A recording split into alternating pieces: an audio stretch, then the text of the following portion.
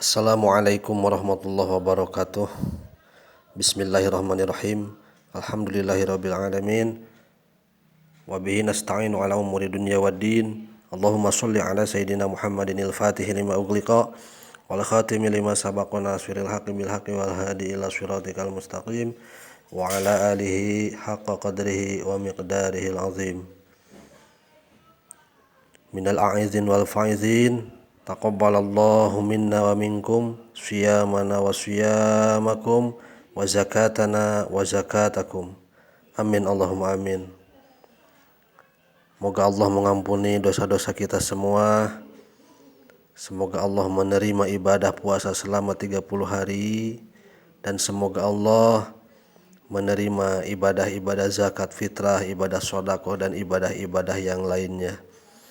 Dan semoga dengan keberkahan Idul Fitri, keberkahan bulan Ramadan, keberkahan Lailatul Qadar, keberkahan Al-Quran, dan keberkahan sholat taraweh, semoga Allah menjadikan kita semua menjadi pribadi-pribadi yang soleh, menjadi pribadi yang lebih istiqomah di dalam kebaikan, menjadi pribadi yang selalu bersyukur kepada Allah, menjadi pribadi-pribadi yang selalu ikhlas dan selalu berbakti taat jiwa raga kepada Allah Subhanahu wa taala, dan semoga rasa cinta kita kepada Nabi Agung Muhammad sallallahu alaihi wasallam semakin Allah tancapkan dan tambahkan senantiasa di dalam hati kita. Amin Allahumma amin.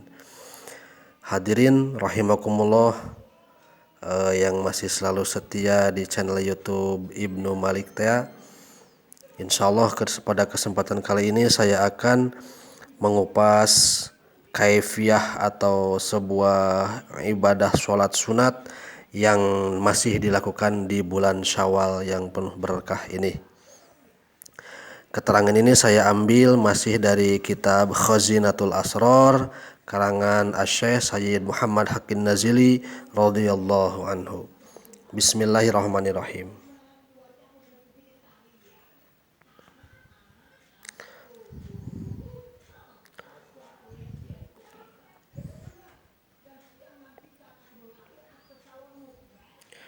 Warawa Asy-Syaikh Abdul Qadir Al-Jailani qaddasallahu sirrah. Syekh Abdul Qadir Jailani di dalam kitabnya yaitu kitab Al-Gunyah karangan beliau dengan sanad kitab Gunyah itu yaitu dari Sayyidina Anas radhiyallahu anhu. Sesungguhnya Sayyidina Anas radhiyallahu anhu salah satu sahabat Nabi,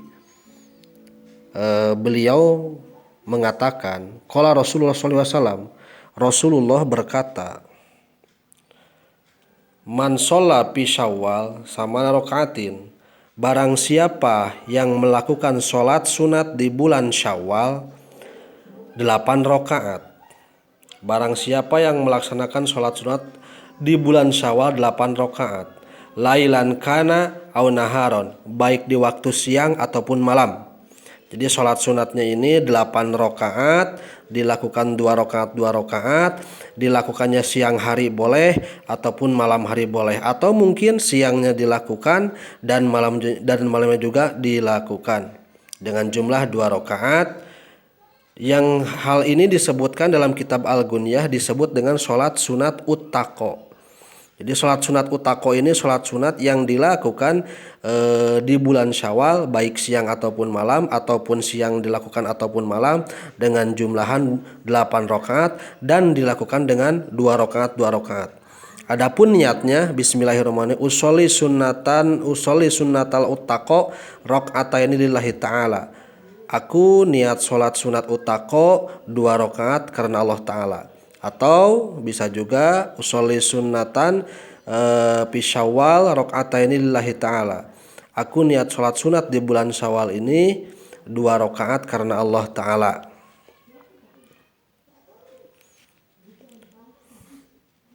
Yaqra'u fi kulli rakaatin Fatihatal Kitabi marratan. Di setiap rakaatnya membaca surat Al-Fatihah 1 kali. Jadi sesudah membaca doa iftitah, kita baca surat Al-Fatihah 1 kali. Wa qul huwallahu ahad khamsan wa ishrina marrah. Kemudian kita membaca surat Al-Ikhlas atau surat Qul huwallahu ahad, Allahus samad, lam yalid walam yulad walam yakul lahu kufuwan ahad dibanyak 25 kali. Dibaca sebanyak 25 kali. Jadi sesudah membaca surat Al-Fatihah, kita membaca surat Al-Ikhlas 25 kali. Fa idza faraga min sholatihi sabbaha sab'ina marrah. Kemudian sesudah beres dari sholatnya, ya sesudah 8 rakaat sudah kita bereskan sholatnya, kemudian salam, sesudah salam kita membaca tasbih 70 kali dengan segat tasbih ya minimal subhanallah subhanallah subhanallah, itu paling minimal, ataupun mungkin tasbih yang agak panjang seperti subhanallah walhamdulillah wala ilaha illallah wallahu akbar, itu pun boleh. Silahkan yang manapun boleh tasbihnya. Banyak redaksi tasbih, atau mungkin membaca subuhun kudusun rabbuna rabbul malaikati waruh, itu juga diperbolehkan sebanyak 70 kali. Yang kedua, wa shalla ala nabi sallallahu alaihi wasallam sab'ina marrah. Kemudian sesudah membaca tasbih 70 kali dilanjutkan dengan membaca sholawat kepada Nabi Muhammad sallallahu alaihi wasallam 70 kali juga. Silahkan redaksi sholawat banyak, sholawat mana yang lebih kita cintai yaitu yang kita baca. Mau sholawat nariyah, mau sholawat fatih, mau sholawat anasiyah atau sholawat-sholawat yang lain. Adapun yang paling pendek mungkin sholawat Jibril ya, yang sallallahu ala Muhammad sallallahu ala Muhammad sallallahu ala Muhammad sebanyak 70 kali dan bebas sholawatnya. Qala an-nabi sallallahu alaihi wasallam, Nabi Muhammad sallallahu alaihi wasallam berkata, walladzi ba'atsani bil haqqi. Rasulullah di sini menggunakan kalimat sumpah. Di sini ada walladzi. Walladzi ini walladzi demi zat. Jadi wawunya wawu huruf sumpah, wawu huruf jar bermakna sumpah, wawu qasam. Walladzi demi zat Allah ba'asani bil haqqi, yang sudah mengutusku dengan kebenaran, yang sudah menjadikanku Rasul Allah dan mengutusku dengan penuh kebenaran atau al-haq. Ma min abdin yusolli hadhihi sholata illa anba'a Allahu lahu yanabi al-hikmati fi qalbihi. Kata Rasulullah, barang siapa yang mengerjakan sholat tersebut dengan kaifiah atau tata cara yang sudah disebutkan tadi, maka Allah akan memberikan kocoran-kocoran, sumberan-sumberan ilmu hikmah di dalam hatinya. Allah akan memberikan ilmu-ilmu hikmah yang Allah akan masukkan ke dalam hati orang tersebut. Wa arahu ad-dunya wa zawah. Kemudian orang tersebut akan Allah berikan, dia akan melihat dunia dengan segala obat-obat dari dunia tersebut. Artinya segala bentuk penyakit yang ada di dunia ini Allah akan memperlihatkan obat-obatnya, dan Allah pun akan memperlihatkan bentuk-bentuk dari kejadian yang akan mungkin terjadi di dunia ini dengan keberkahan sholat utaqo itu.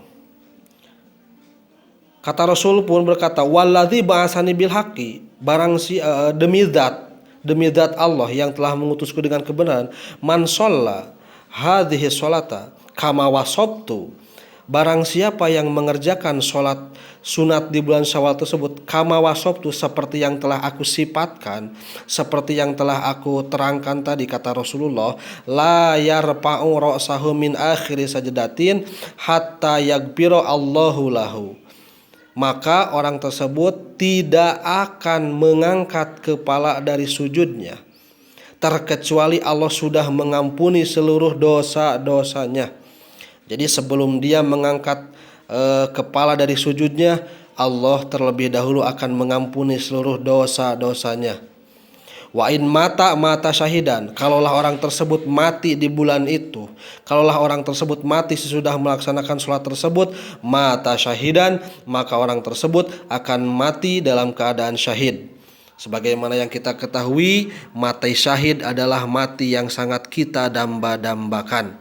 Karena derajat mati syahid itu Masya Allah subhanallah banyak sekali keutamaannya. Bukan hanya syahid, tapi dia pun magpuron lah. Allah pun akan mengampuni dosa-dosanya sebelum dia meninggal. Wa ma min abdin yusolli hadhihi sholat tapi sapari illa sahala Allahu alaihi siro. Kemudian kata Rasul, barang siapa yang mengerjakan sholat tersebut pada waktu mungkin dia sedang dalam perjalanan, maka Allah akan memberikan kemudahan kepada orang tersebut di dalam perjalanannya. Segala bentuk halangan yang ada di dalam perjalanan Allah akan mempermudahnya, dan Allah pun akan mempermudah dia kembali ila maudhi'i muradihi. Allah akan mengembalikan dia kepada tempat asalnya.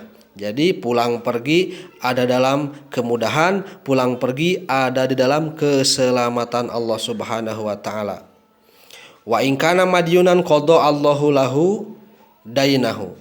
Dan kata Allah pun barang siapa yang dan kata Kangjeng Rasul pun barang siapa yang mengerjakan sholat tersebut, maka kalaulah dia orang yang mempunyai hutang, maka Allah akan segera membayarkan hutang-hutangnya. Allah dengan keagungan Allah akan memberikan jalan rizki untuknya agar mudah dalam membayar hutang-hutangnya. Wa in kana dza hajatin qada Allahu hajatahu. Kata Rasul, barang siapa yang mengerjakan sholat tersebut, kalaulah dia orang yang sedang mempunyai hajat kepada Allah, dia adalah orang yang sedang mempunyai cita-cita atau keinginan, qada Allahu hajatahu, maka Allah akan segera mengabulkan hajatnya tersebut. Mungkin ada yang ingin bekerja, mungkin ada yang mempunyai keinginan yang selama ini belum tercapai, maka Allah segera mencapaikan segala keinginan orang tersebut. Walladzi ba'asani bil hakima min abdin yusolli hadhihi sholata illa atahu Allahu ta'ala bikulli harfin.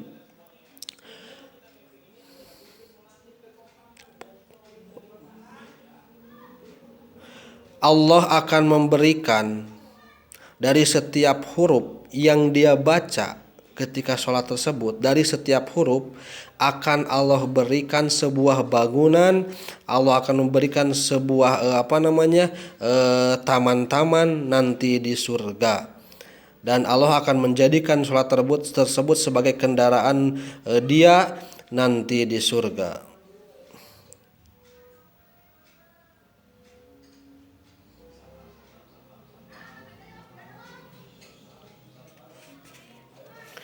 Itu diantaranya, dan banyak lagi ya, masih banyak sebetulnya ini, namun saya tidak bahas seluruhnya.